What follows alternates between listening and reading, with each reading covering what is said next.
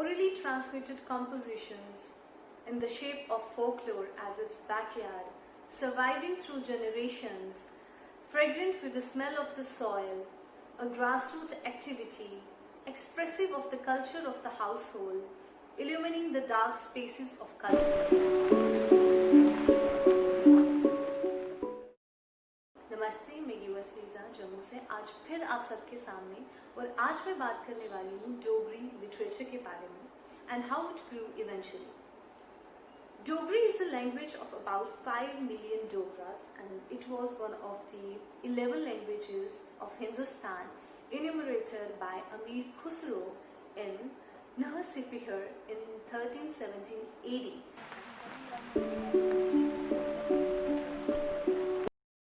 It is one of the 22 languages recognized by Sahitya Akademi, National Academy of Letters.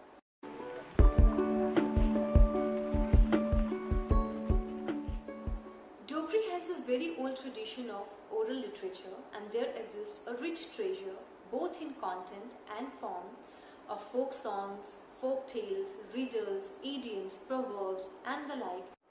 Whereas written literature is concerned, it is rather a recent phenomenon. Earlier, many attempts were made in written literature, and Manak Chand, Rani Vikram Singh, Gambhir Chand and Kanshi Ram are some of the early significant poets. And among them is Ganga Ram's famous poem Kandi Da Basna, which presents an authentic picture of the life of people living in Kandi areas, And printing books in Dogri was initiated during the reign of Maharaja Ranbir Singh.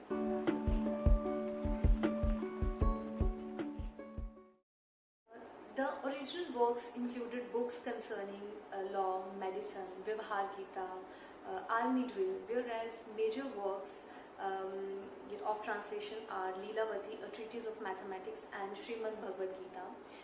With the death of Maharaja Ranbir Singh, Dogri went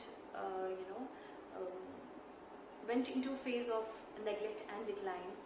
The only achievements worth mentioning during the dark period were one of the famous poem Channa Di Chandni Channa Kanne by Rahamdhan, then the publication of Dogri Bhajan Mala by Hardat in 1930, and the translation of Bhagavad Gita by Professor Gauri Shankar in 1934.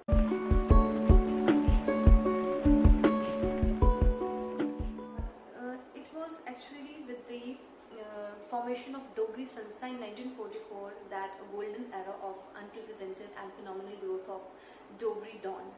So long neglect and official indifference towards Dogri had created a sense of inferiority among Dogras regarding their mother tongue. It was under such circumstances that a group of young enthusiastic writers came forward and laid the foundation of Dogri Sanstha.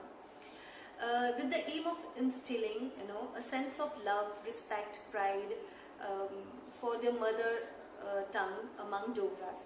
So the founders of this Dogri Sanstha were Ramnath Mishra,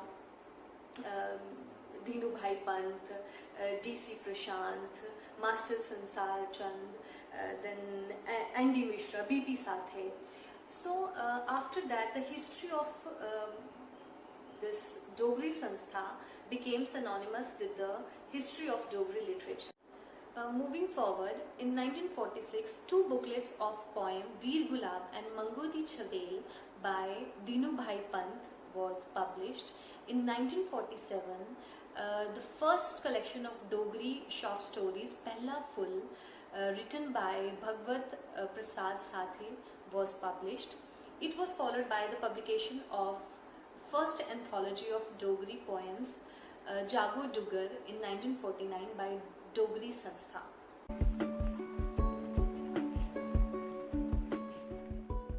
Dogri Sanstha staged a play Baba Jito at Tikri in 1948, which was accompanied by first ever exhibition of Dogra Pahari miniature paintings. The most significant achievement of decade of 60s was the achievement of Dogri as independent literary language by Sahitya Akademi, Delhi in 1969. In this decade, about 100 books were published. In 2003, Dogri achieved another milestone. It got its rightful place with other major languages in 8th schedule of Indian Constitution.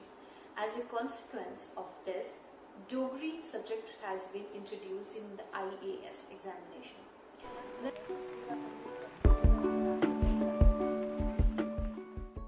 In the end, I just want to say that in the background, a large number of young enthusiastic writers are creating Dogri literature in various genres.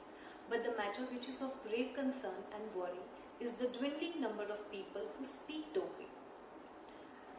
Those who claim to love Dogri cannot even name 4 books. Unless Dogras give due respect to their mother tongue by having a couple of Dogri magazines and books in the household, the future of Dogri does not appear to be very promising. So I request everyone to promote our Dogri culture and language by speaking and reading books. I speak